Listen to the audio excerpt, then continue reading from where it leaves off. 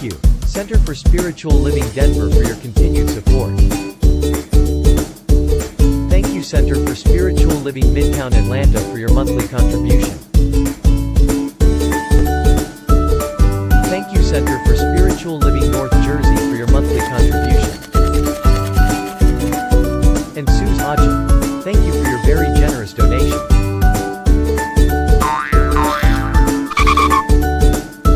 And a special thanks to Hefferland Foundation for your generous technology grant. And a big shout out to all our committed donors.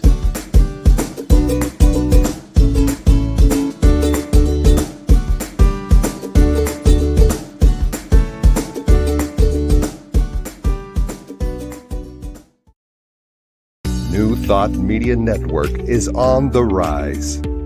We're looking to grow with you. Do you have technical media experience?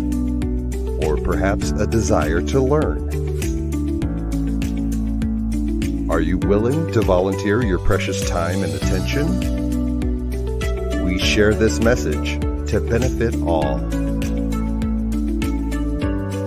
If you possess a computer with a camera and a microphone, we will share our knowledge with you.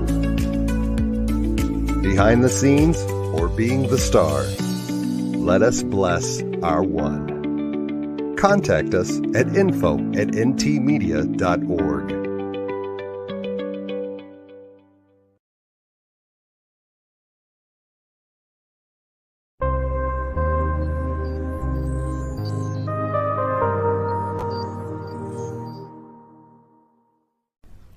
New Thought Media Network. We are a global broadcast network of positive music, media, and entertainment, inspiring humanity's evolution along the journey of enlightenment and creating a world of love, peace, empowerment, and prosperity for all. New Thought Media Network. Positively inspiring.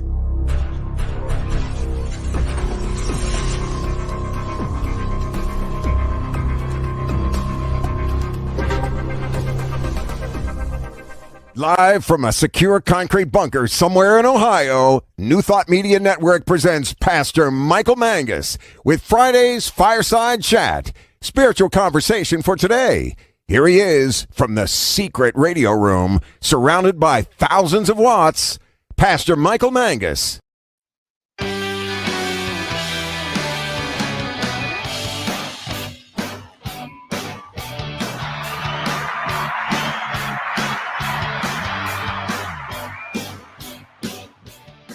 And as the applause fades in the background, hello there, good evening. Across the United States and also around the world, it is time once again for another fun-filled, thrill-packed, and guaranteed always exciting edition of the Fireside Chat here on the New Thought Media Network. I am Pastor Michael Mangus, and I am broadcasting this evening from the brand new super secret radio room, surrounded by thousands, and I mean thousands of watts, in the brand new secure concrete bunker somewhere here in Akron, Ohio. Now, Robert Brzezinski, our wonderful chief inspirational officer, he keeps telling me that he knows where it is, the super secret concrete bunker, but he has no clue. Only Diego knows. Oh, well, it's good to see everyone tonight. Hi there. Hi, Wayne. Wayne's checking in there. We do have a wonderful show for you tonight, so please feel free to interact with us by posting your comments below on Facebook. Also, all you shy people out there, please feel free to contact me by email. That's pastormichaelmangus@gmail.com, pastormichaelmangus@gmail.com. So the purpose of our fireside chat here is to talk about contemporary issues from a new thought / spiritual perspective. And as I keep saying, I want us to all have a new thought about all that is going on around us and also our part in creating a world that does work for everyone. And again, you do not have to agree with me. We'll play a disclaimer a little bit later on that says the views and opinions expressed are those of my own, not of anyone else. So, but Anyhow, we just appreciate everyone being here tonight. Our special guest this evening, this is the first time I've ever had a Grammy Award winner on my show. Wow. All the way from Clinton Township, Michigan, outside of Detroit, we welcome to our program this evening Grammy Award-winning producer and composer, plus a religious science minister, that's Reverend Doug LeBow, who's launching a brand new ministry this Sunday called the Motor City Spiritual Center. And just for you, because we like you, we're going to play one of his New Thoughts songs. Reverend Doug LeBow will be here in just a few moments. In the news this evening, we lead off with the two trials that are going on. The defense attorney at Ahmaud Arbery's murder trial got into deep doo-doo this week for something that he said. I'll go ahead and read the article.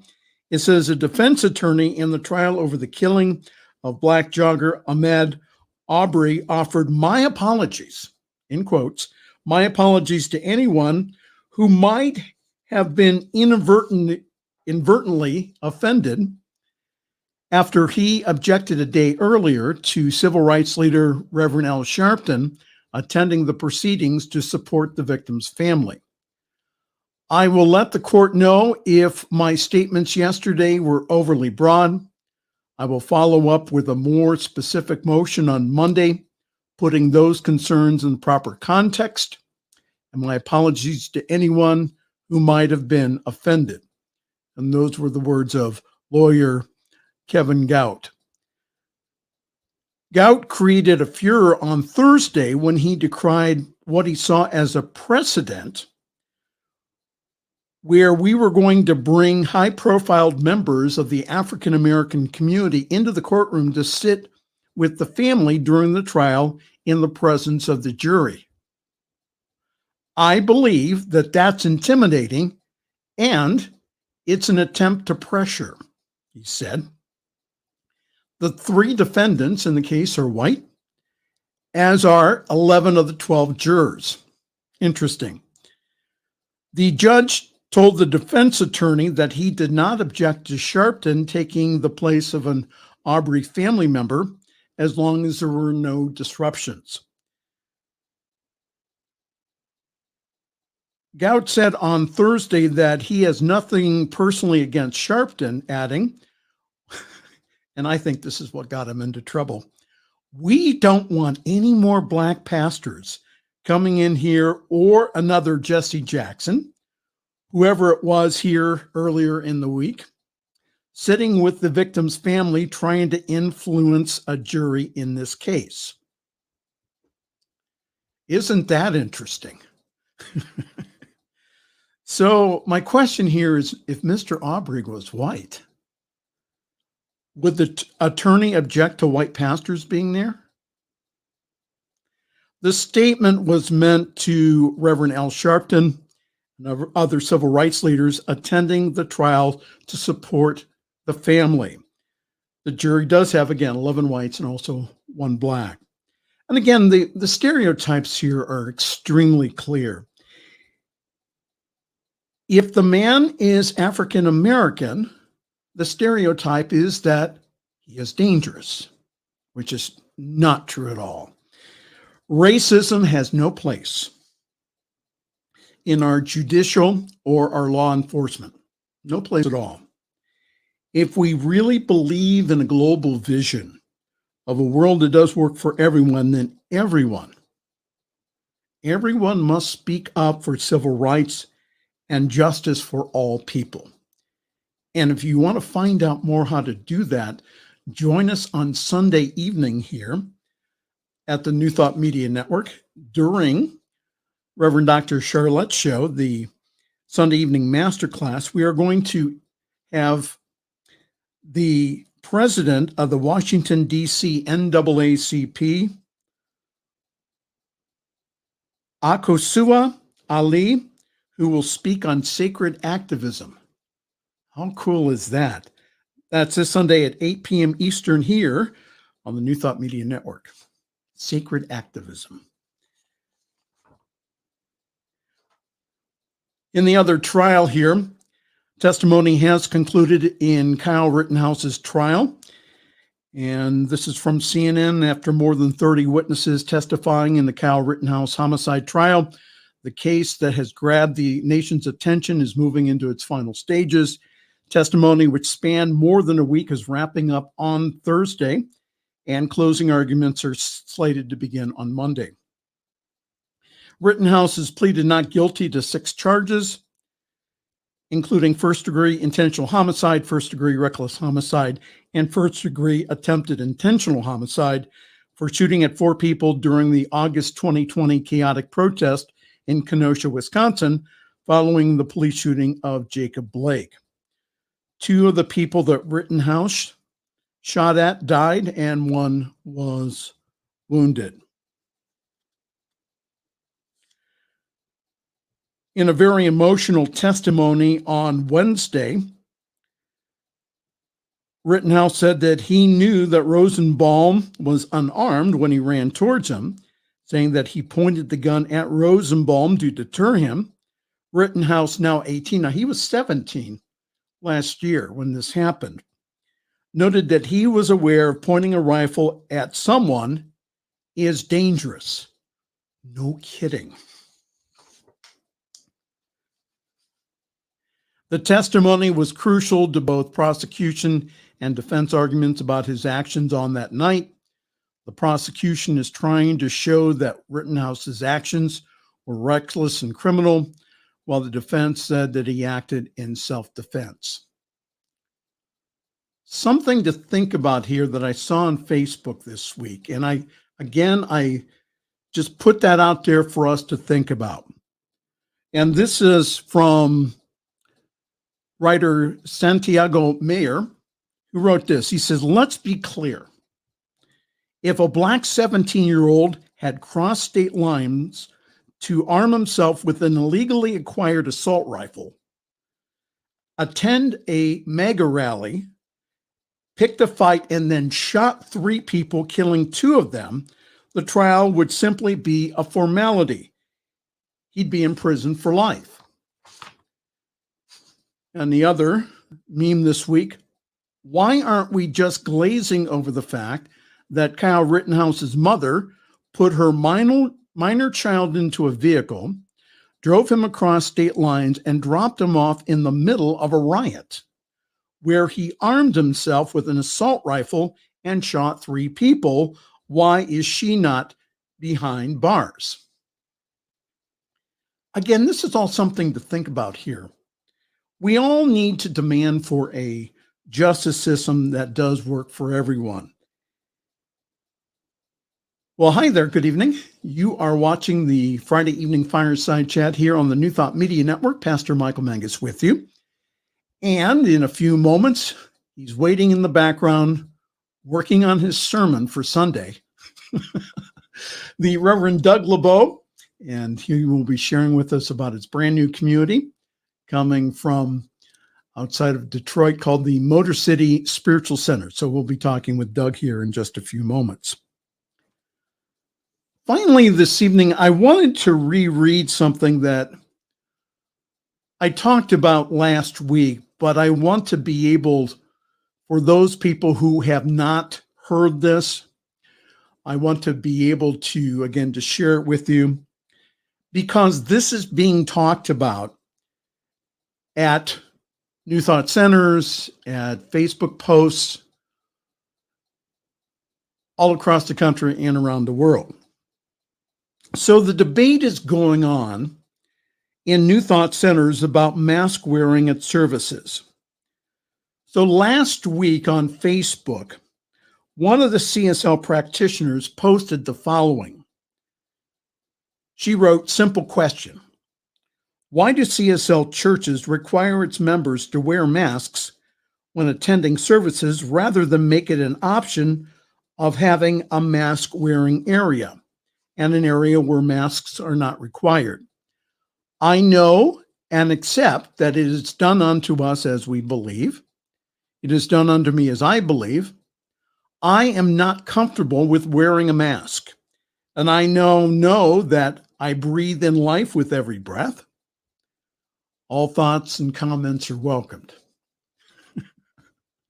She didn't know I was going to comment on this. So the one comment was this: the issue with no masks is that this is an airborne virus. So if you attend with no mask and unknowingly had COVID, then you sit there spreading the virus because you are uncomfortable with wearing a mask. Is it that difficult to think about the whole and our interconnectedness in community and just not yourself? I don't make this stuff up. This was on Facebook last week. The following response was from the practitioner, a licensed CSL, Center for Spiritual Living practitioner. She said, "Thank you for your opinion. Science says that the virus is so small that a cloth mask doesn't stop it." Okay, let's stop right there. The science, yes, said that, but again, your mask helps the spread or confines the spread of your cough or your spittle just to around you, and it does not go airborne or doesn't go as far as if you were not masked. So that's the science. Science says that some diseases are incurable, yet I know that treatment works. Okay, I agree with that. I have witnessed truth, health, life reveal itself through affirmative prayer, and I have also. I believe that when we get to the root cause, the thought that has manifested itself through race consciousness as COVID-19 and is replaced with the truth, capital T, that this dis-ease will dissolve back into the ununiform substance from which it came. I truly believe that each of us are right where we are at by right of consciousness. There are churches that give their members the choice of wearing a mask or not. And I was hoping to find a CSL center that would be willing to give some of its members the choice because I love the teaching. I know that I can praise the Lord anywhere and everywhere. Ernest Holmes wanted the science of mind to find its way into the hearts and minds of everyone. And perhaps if I venture out to a different spiritual home, that I can share this teaching with others that believe that God is bigger than COVID and that prayer does heal.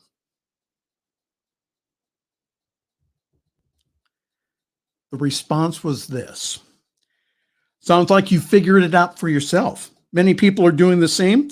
We all have opinions, including you. Your information about masks, what science says, is actually an opinion that supports your belief. Please don't feel that you need to defend it. It is true for you because it is what you believe. Yes, affirmative treatment works. Yes, the COVID virus is a real condition. Spiritual bypass is simply that. True God is bigger than COVID. This God lives in each and every one of us. It is not a savior. I'm not praying to a God outside of me.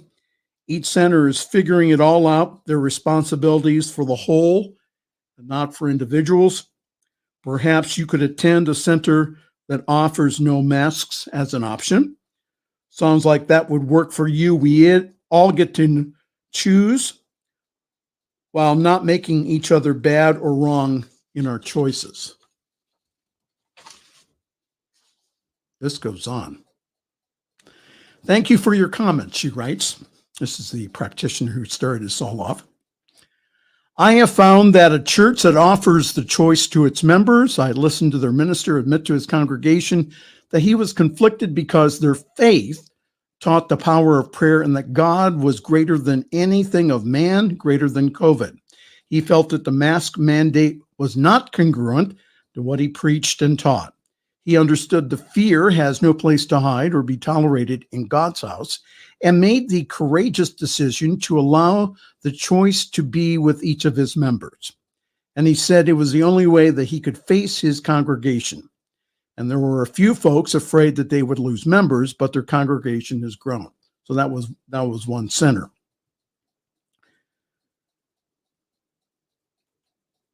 My response to all of this is that our local communities were advised by Home Office, the greater organization that holds our 501c3 status, for each of the centers, advised us to abide by the mandate suggested by local, state, and national health departments. Some may be of a high consciousness not to get the dis-ease. However, there has been churches that have had outbreaks of COVID with members and ministers dying. When this first started last year, here in, I think it was Indiana, that there was a convocation of the Church of God in Christ, a African-American denomination. They had well over 15 ministers and bishops die from that event. So personally, yours truly is not going to take a chance with any kind of congregation that I serve. I'm just not going to do that. So, and if the mask bothers you, then please. There's all kinds of services online here. Watch that. And I was also a part of the debate in one of the classes that I take online for continuing education about whether it is a part of our teaching to take the vaccine or not. The center or the discussion centered around whether or not the vaccine should be mandated. A majority of the class that I was in has been vaccinated, including myself. I was a brave person here. I went for my booster and my flu shot in one day. That was interesting. Science of Mind communities have been advised by our executive team for all ministers and practitioners to be upfront about their vaccination status. When I was approached by another CSL to speak in December, that's the first thing I told them. So in the same communication, the executive team wrote that no church-wide religious exemption will be written, and that some on the discussion board said that CSL did not go far enough in their communication to the field. They wanted a mandate. Interesting. And that is continuing on here. Well, welcome. Hi. You wonder what you stumbled onto? This is the Friday evening Fireside Chat here on the New Thought Media Network. So we're going to do some announcements, and then we'll be back with from the Motor City. It's Doug LeBow will be with us this evening, Reverend Doug LeBow, who is, again, a Grammy Award-winning musician and composer, and he's also a religious science minister. So he's starting up a new congregation, a new online ministry called Motor City Spiritual Center. So we'll be talking with him in just a few moments. Well, yours truly is parking himself at Summit CSL. For more information, go to summitcsl.org. There you will find all kinds of information about our wonderful Sunday gathering online at 10:30 Eastern, 7:30 Pacific time. Yes, people get up that early in the morning to attend our church service from California. So grab your cup of coffee or tea or your espresso. Please join us. We do have one of the best services that I've ever seen in New Thought. And this Sunday, we will start or continue our November topic of gratitude. And our speaker this Sunday will be our own music director, John Miller. So please go to summitcsl.org for more information on how to join the Zoom call. We would love to see you there. And our service is also simulcast on the Summit Spiritual Center of Akron Facebook page, and our Facebook page also has past broadcasts of the Fireside Chat and yours truly when he's doing prayer here on the New Thought Media Network. So I'm currently open for individual practitioner sessions, also Sunday speaking and ceremony. So email me, please, at pastormichaelmangus@gmail.com, pastormichaelmangus@gmail.com, and we'll give you more information about that. Again, if I was to go through the whole schedule here on the New Thought Media Network, it would take all night. I'm not going to. So just go to ntmedia.org. We're adding programs weekly here. In a few weeks, we'll also have something right before me at 5 o'clock Mountain Time. It's called And Now the Good News. So that's our programming here in the next few weeks, it will be premiering that. A programming note again, as I said before, the Sunday evening's masterclass with Dr. Charlette will feature this week the president of the NAACP, Akusawa Ali, who will be speaking on sacred activism. That's going to be a great show. This coming Sunday evening at 8 p.m. Eastern on the New Thought Media Network. And we ask lovingly for your support here. You really do get a blessing when you help us here. It not only blesses you because you give, but it blesses other people around the world. We get emails from Peru, we get emails from the UK, all over the place because of this wonderful technology. And you can help us do that. ntmedia.org/donate. You have a very generous one-time donation, or what you can do is that you can go ahead and do what myself and my wife does, and that's give on a monthly basis automatically. So either way, ntmedia.org/donate. All right, Diego says I've talked enough. We're going to go to a break and then have Doug LeBow on afterwards. You're watching the Friday evening Fireside Chat here on the New Thought Media Network.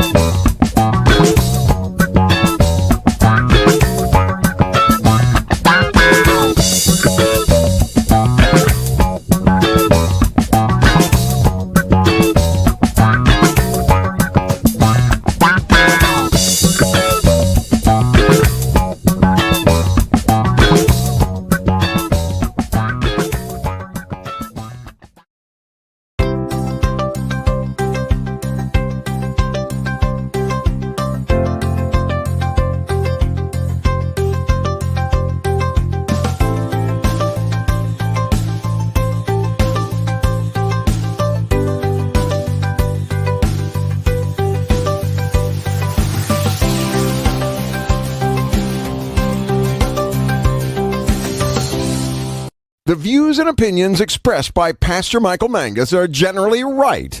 However, they are his own and do not reflect the views and opinions of New Thought Media Network, Centers for Spiritual Living, or any other person living or dead.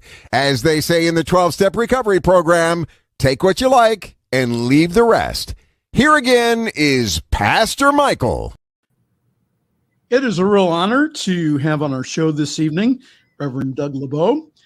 Doug LeBow is an Emmy award-winning producer, director, and editor of music and video. I was going to tell you.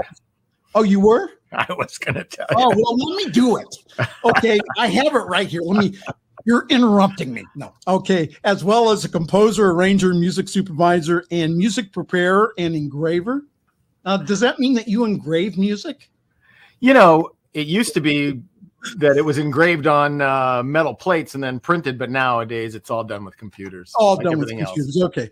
So with hundreds of feature films, TV movies, television series, web streaming, trade shows, live music directing, and major recording label credits, Doug has been under contract to the Disney Publishing worldwide as a producer, composer, songwriter, and recording artist since 2008, and has written and or produced more than 500 songs, stories, and activities for Disney Junior and also the Disney English schools in China.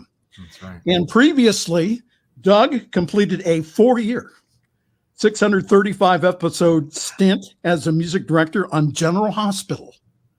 Who is this guy? I want to meet him. Oh, you do? I do too. He's a nice guy. Doug, in his spare time then, he's also a Centers for Spiritual Living minister who has been the senior minister of a couple of centers, mostly in California. This weekend, Doug is kicking off his newest project, his newest church plant, as they say in the evangelical world, called the Motor City Spiritual Center, with a host of musical guests. So here he is, the Reverend Doug LeBow. Hello, sir. You got almost none of that right, but okay. What do you mean? It's right off your web. Hold it. Stop. It's right off your website. It was the part that you improvised because I've only been the senior minister of one center. I Oh, was the music minister at the Global Truth Center for a long time, but then I've only been senior minister of one center. For 5 years, I was the senior minister at the High Desert Center for Spiritual Living in Apple Valley, California, until this May. But well, see, and that's I always give my you get excited, Mike, and I like that. I love your excitement. So tell us a story about how a nice guy like you from California ends up in Michigan after all these years in the sunshine. You know, it's really funny because I'm actually from Massachusetts originally. I was born in New England and I lived in New England till I graduated from high school. And then my parents moved to California, to Los Angeles, and I joined them. And I've lived in LA ever since. And, you know, I've been in the entertainment industry my entire adult life, musician, did some acting, but mostly musician, producer, arranger, composer, and of course also started studying New Thought in Southern California. But my wife is from the Midwest here. She's actually not from the Detroit area. She's from just across the river from Detroit in the Windsor, Ontario area. And she still has a lot of family, her mother, her father, 2 sisters, a brother, all of their children, grandchildren. And both of my parents have passed in California, and my mother's was passed after my dad, and she's been gone 12 years almost. And my sister and brother-in-law are moving, who we're very close to, are moving out of California as well to the Washington, D.C. area. So, you know, it's a really funny story, but I had a dream. And in the dream, I was trying to decide whether I was going to open a center in Canada for near my wife's family, or whether I was going to perhaps reopen the Santa Clarita Center, which was near my home in Santa Clarita, which had closed.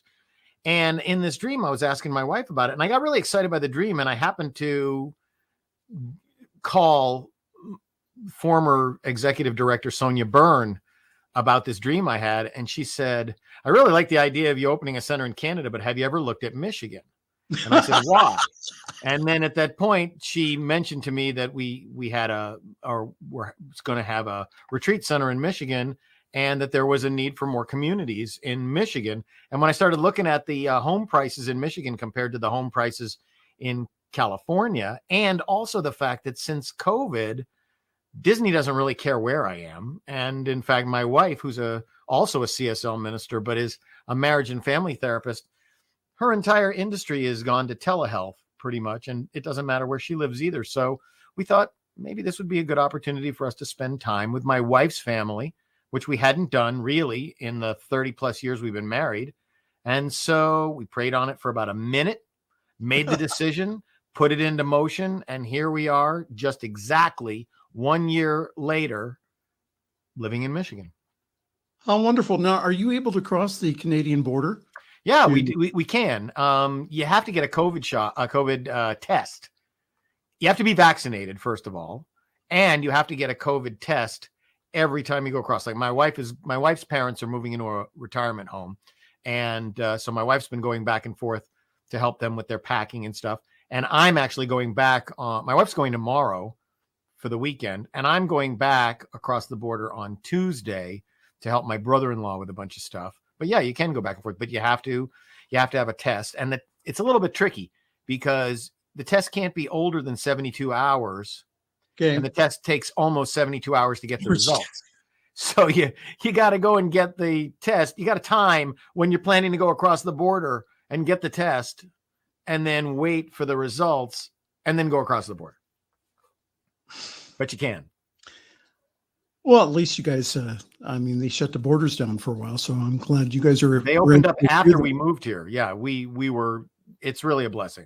It's and the timing of it couldn't have been more perfect, because a year ago when we decided to do this, we did not know that my in-laws were going to be moving into a retirement home, and that they were going to need to for their health and for their well-being, and that it was going to be really important for us to be a part of the service of helping them do that. So it's really a blessing. No kidding. Well, if you're wondering who we're talking to this evening, it's Reverend Doug LeBow from around the Detroit area. This is the Friday Evening Fireside Chat here on the New Thought Media Network with Pastor Michael Mangus. All right, so tell us a little bit about your religious science history and why in the HE double toothpicks would you ever go into ministry? Here you are, successful in the music industry, successful doing everything else, and you decide upon going into ministry. I did not. I did Oh, you not. did? It decided on me. You know, my wife and I were getting some counseling before we got married, and we had a marriage and family therapist who was, unknown to us, a religious science practitioner. And she said to us, I really think you guys would like the Sunday service at Agape in Los Angeles. And it's a famous story I've told many times, but my wife went first. And she came home that first Sunday after going to Agape. And I said to her, how was it? And she said, it was great. And she cried for 4 hours. And I didn't know why she was having such a cathartic experience. And I joined her the next week. And I can't say that my first reaction to Michael Beckwith and Ricky Byers was the same as my wife's, because having been brought up Jewish in New England and now finding myself ostensibly in a huge African-American congregation whose traditions were very different than mine, and Michael's, I don't know how well, if you know Michael Beckwith or how well you know him, he was my first teacher in religious science, but he's got a particular speaking style, of course, that is very reminiscent of his upbringing in African-American churches. And it took me a couple of weeks or a month before my white knuckle cringe at just being in such a different environment relaxed. And I was able to really let in what Michael was saying and realize that in some very fundamental ways, I had always thought what he was teaching was true, even though I came from a background where people were telling me, it's almost like the 4 agreements. Don Miguel Ruiz says, by the time we're 2 years old, we've made all these agreements with the world about who we are and what our place in it is and whether we're good and all that. Well, I always had a sneaking suspicion that not all the stuff that I was told by my family and peers was the truth about me. And when I started listening to Michael Beckwith, it was like a key in a lock turning and opening a door. And so I signed, at that time, he had one of the very few, I don't know if anybody else has ever done this. He had Science of Mind classes on Tuesday and Thursday mornings at 8 o'clock, 8 to 11. And in the morning? 8 o'clock in the morning, Tuesdays and Thursdays. You could go through, in those days, before the current curriculum, you could go through all of Science of Mind 1 and Science of Mind 2 in 1 year, because it was twice a week in the mornings. It was pretty intense. And as I spent time in their center, I kept moving closer and closer to Ricky's band and the choir. And having just graduated from music school and being a very adept music writer and transcriber and scorer and engraver, I noticed that they were all kind of playing off of Ricky's lyric sheets with chord symbols written over them, which is a very rudimentary way to communicate music, especially since I knew most of the people in the band were very good music readers. They were famous musicians from the industry that I knew of. And so I went to Michael and I said, I think I could help out with the music here. You guys don't use sheet music and I can make sheet music. And he said, show me what you're talking about. So I went home and I made sheet music, handwritten sheet music of 2 of Ricky's most famous songs, I Release and Use Me. And I brought them in the next Tuesday morning and I showed them to him and he stopped class. He said, everybody just wait right here for a minute. And he dragged me through the building screaming, Ricky, Ricky, and took me to her office. And he said, look at all the sheet music that Doug LeBow did. And she said, you're my new music assistant. And so I became Ricky's music assistant at Agape and did a lot of the original transcriptions of all of she still has a 3-ring binder of all my original charts. She calls it the Bible. Now, did you get some of those signed?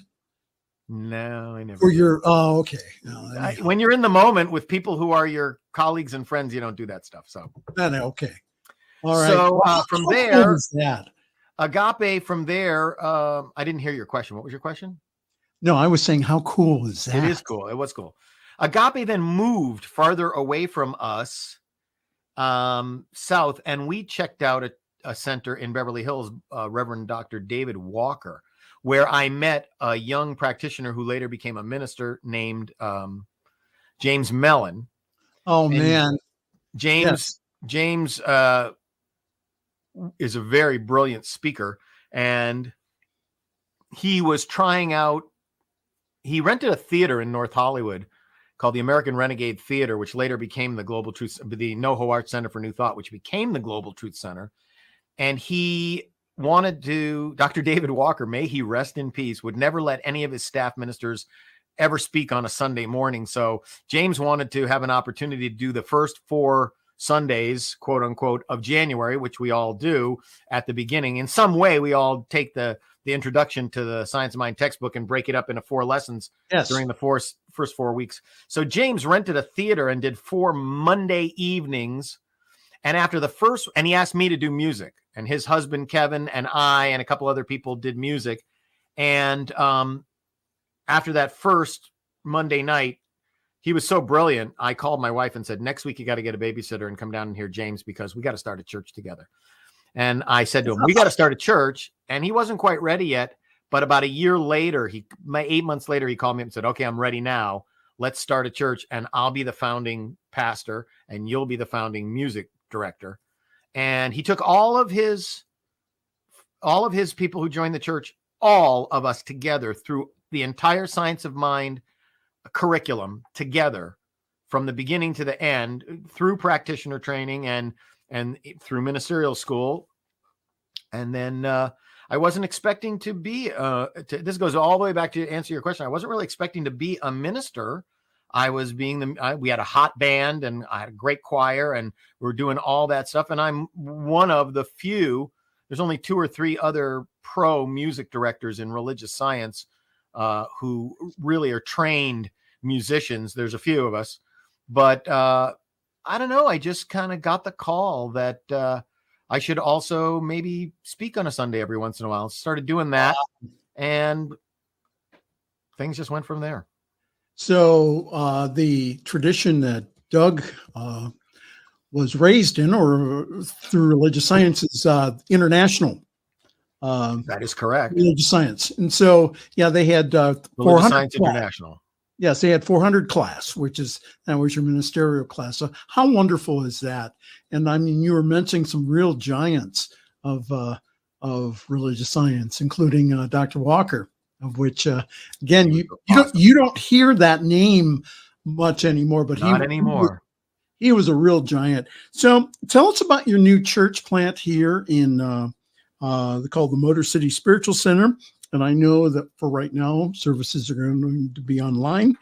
And so tell us a little bit more about that and what prompted you to go ahead and start this.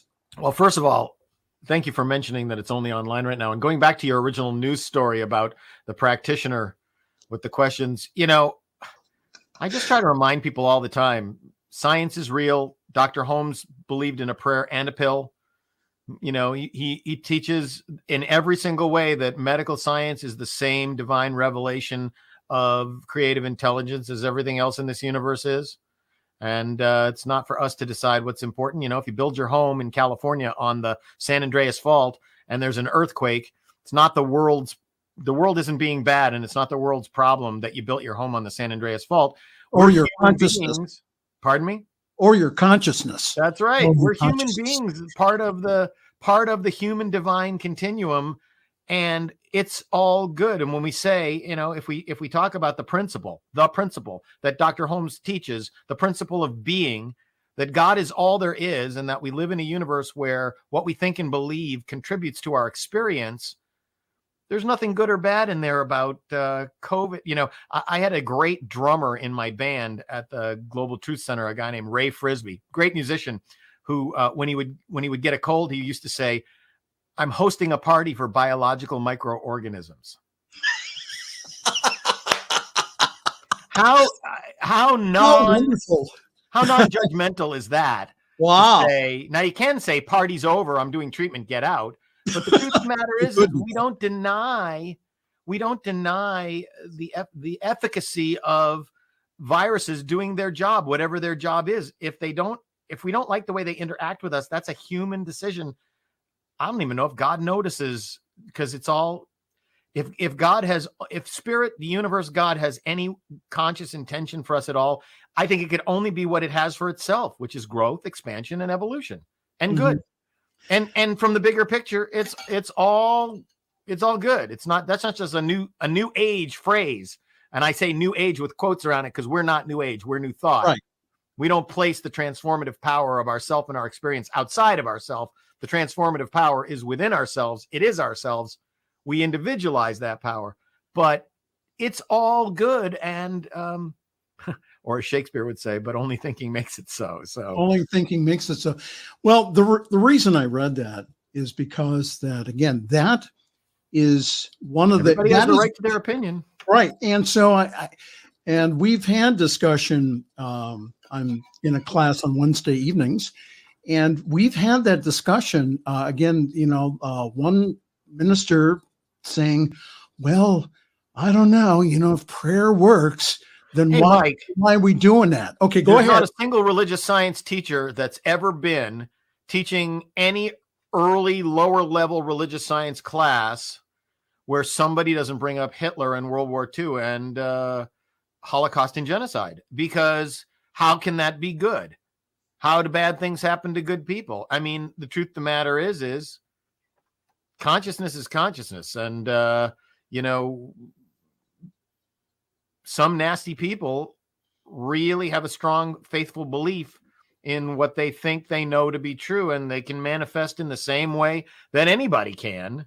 And a lot of magnetic people are not inherently nice or good, or in terms of the law, but everything, that's all society. Dr. Right. Holmes, in all of our teaching, is always talking about spiritual good, and the universe did not create civilization. We created civilization, and we created municipalities, and we created laws, and so the only thing I'm going to say about the COVID pandemic and everything is, I firmly, personally, this is me, Doug LeBow, I believe that it is our country's, our government's responsibility to protect us. That's why we have public health laws. And I think that personally, that anybody that doesn't get vaccinated, they all got vaccinated. They have polio. They all took a polio vaccine to get into elementary school. They didn't go, hey, I don't know if this thing's going to work. I'm not going to take it. Of course, we were all 5 years old at the time, but this is way too PC. Yeah, we all have, right. And we all have vaccination cards.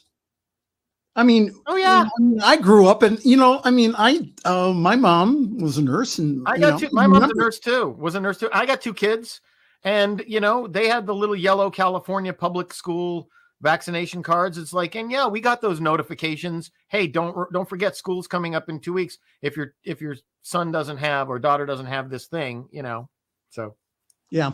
But to answer your question, go ahead. To answer your question, I know you want to play a song soon, but yeah. My new center, I was kind of thinking that maybe I was going to retire.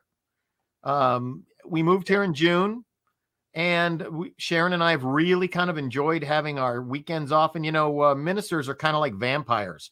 We live on a completely different schedule from anybody else because we're really, really busy, usually on Fridays, Saturdays, and Sundays. Yep. Everybody you want to go to a baseball game Saturday? Sorry, I'm working on my talk. I can always tell it's Saturday if I look on Facebook and Pat Campbell in Canada is writing her talk. She's always about writing her talk in Canada. And Sunday. That's funny. Sunday afternoon after putting on a service, nap time is what I want usually, right? So, absolutely. I thought maybe I was going to retire, but I'm very fortunate to have a lot of friends and people who, I don't want to call them followers, but people who do follow me on social media and stuff, really encouraging me to kind of get back in. Where's your Sunday service? When can I see you? I've really missed you. I'm not getting a good, I don't have a place to go. So I'm being very pragmatic about it. I started the Motor City Spiritual Center. I was talking to my friend and sometimes mentor, Mark Anthony Lord. And he said, "No, I think you should do it. I think you Yeah. should do it." So I'm doing it. And I've been promoting it for the last month or two. As you can see, I'm in my beautiful Motor City Spiritual Center green screen studio. And I've got the technology. You should see his green screen. Yeah. He has more green screen than Hollywood. I do. I have I have an entire green screen room here. And, I've been a professional media producer for 35 years. I put on a good show, and I'm going to put on a good service. So, you have a song of mine you want to play? Well, I'm glad you mentioned it. Yes. So here he is, Reverend Doug LeBow, along with the Brady Bunch Choir. We'll identify them afterwards. Go ahead. 1, 2, 3. I remember who I am. I remember who you are and who we are. His pure spirit. I remember who I am. I remember who you are and who we are. His pure spirit. We are life. We are light. We are love. We are joy, we are peace, we are wisdom, and beautiful harmony. We are pure spirit. I remember who I am. I remember who you are and who we are. Pure spirit, and who we are is pure spirit, and who we are is pure spirit. The music of Doug LeBow. Wasn't that wonderful? Now identify all the people in your. Well, that was produced for last year's, not this year's, but last year's Ministers Conference, the gathering, and of course we had to be virtual. And in that square, from the top on the left was Reverend Donna Michael in Nashville. And then next to Reverend Donna Michael was Reverend Dr. Melissa Felipe and her wife, Reverend Z. Egloff. Mm-hmm. Then down on the right side was Reverend Andy Anderson in Oregon. Below him is Marquita Pierre from Vegas. And then me on the bottom. And then Reverend Karen Mitchell, who was my assistant minister at the assistant minister and music minister at the High Desert Center for Spiritual Living in Apple Valley, California. So that was the music team from last year's Ministers Conference, virtual Ministers Conference. That was wonderful. Absolutely wonderful. So the question, in looking over your bio, how do you find time to do ministry? It's really funny because I have one job and it happens to have two divisions. That's all. My mission statement is to be an agent of change for good in every area of my life. To be an agent of change for good in every area of my life. And every day I get up, first of all, good time management. But secondly, I make lists. I just have one career and it happens to have two divisions. And for such a long time as a music minister, it was just one career that had one division because it didn't, whether I was doing music for whatever was going to happen at the Global Truth Center on that Sunday, or for a project I was doing for Disney at the same time, or for an independent client. It's just whatever's the fire licking closest to my toes on any given day is what's next on my schedule. And there's plenty of time in the day if you don't, look, I spent quite a bit of time during the pandemic just watching TV. Didn't have an awful lot to do, right? And I don't like it. I always thought that was my dream job, sit around and watch Netflix. But after a year of sitting around and watching Netflix, I've had enough of sitting around and watching Netflix for my entire life. So, I have more fun making music, making videos, and teaching principle than anybody deserves to have. So tell me now, since you work for Disney, how do you write songs for kids? What's the process that you go through? It's funny that you ask, because I know you looked at my website and you saw some of the stuff I've written for Disney Junior. Most of the stuff that my partner Genevieve Goings and I have written for Disney have specific educational outlines or goals. And I used to be the kind of songwriter that sat down at the piano and just poured out my heart. And now I'm the kind of songwriter that looks at my schedule and goes, "Oh, Wednesday, I got to write a song from 11 to noon on mixing and matching colors, or what's the weather outside, or Minnie's doing this or Mickey's doing that." And I don't know. I honestly don't know. Stravinsky once was asked, did he ever run out of inspiration? And he said, "I'm at my desk every morning at 8 and the muse is never late." And that's the way I feel too. It's a craft that I'm good at, that I'm just able to,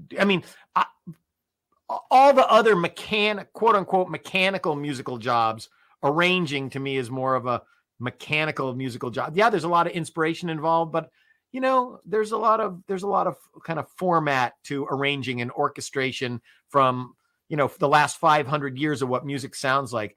The great thing about children's music is, and I like to call it family music, is it's not stylistically restricted. You can do one song that's a bluegrass song, another song that's a hip hop song, another song that's a classic rock song, another song that's just ukulele and voice. Whatever hits me, as a producer, I'll talk to them about the idea, and almost always, unless they have a specific idea going in, almost always they go, "Hey, that's a great idea. Let's try that." And then Genevieve and I are good at what we do, and we come up with something good for them, and they usually go for it. So Genevieve is your lyricist, is that correct? Genevieve Goings is my producing partner on the stuff I do at Disney, and she and I are both composer, songwriter, producers. We both do the same things, and we leapfrog over each other. We used to sit in the same room, and she would sit behind me on a stool, and as I was arranging or creating, and sometimes we'd be songwriting at the same time that we were creating a beat, at the same time that we were thinking about orchestration. And then when COVID hit, and she was actually pregnant with her son at the time, we started working using technology that allowed us to work remotely from each other. But the years that we spent in the same room working together really made it easy for us to then work remotely together, because we had all those hundreds of hours of working in the same room writing. So we're both lyricists, we're both composers, we're both melodicists, we're both producers, we're both vocalists. Oh, wonderful. Yeah. Well, we only have a few more minutes here, so tell us a little bit more about the Motor City Spiritual Center, and also how people can watch you on Sunday. So we're going to be on YouTube to start. I am going to see whether the technology is going to allow us to also be on Facebook Live, because I really think that the chat feature is a very important part of the way I like to do service, because I like people to be able to contribute their ideas and reactions. And if I feel like it matches what we're talking about, I very often will say, "Oh, look, such and such a person just said this or responded with that." So I know that works really, really well on YouTube. I used it all through the pandemic that way. And if the technology allows, we'll also be on Facebook Live, but we're going to mostly be on YouTube. There's the YouTube. We're hoping to get our custom YouTube URL this week, but that's the current YouTube. And I will be putting it on Facebook all this week. And the service is coming up on Sunday.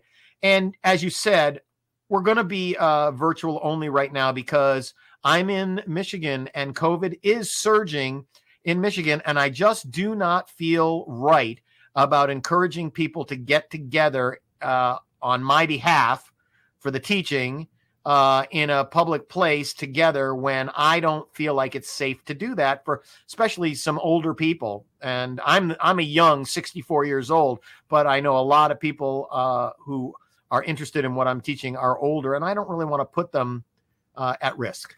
So we're going to be just virtual for now. And then next year, we'll see how that goes. Reverend Doug LeBow, thank you so very much. Thank you for being on the program this evening. Really, really appreciate you. Thanks, and also, so everyone, if you go on to YouTube, you can find his channel here. Motor City Spiritual Center on YouTube. Motor City Spiritual Center on YouTube. Doug LeBow, thank you so very much. Come back. We'd love to have you come back. Thank you so very much. All right, boy, an hour goes by quick here. Thank you so very much for being with us again. If you could, to go on our website, find out all the wonderful things that we're doing here, ntmedia.org. Go on the donate page too. That really, really helps us. Again, we have a lot of things that we're doing this coming year, including going to conferences and other places where we will broadcast live from them. So again, thank you so very much on behalf of Doug LeBow and also my producer, Diego. This is Pastor Michael Mangus. Have a great week.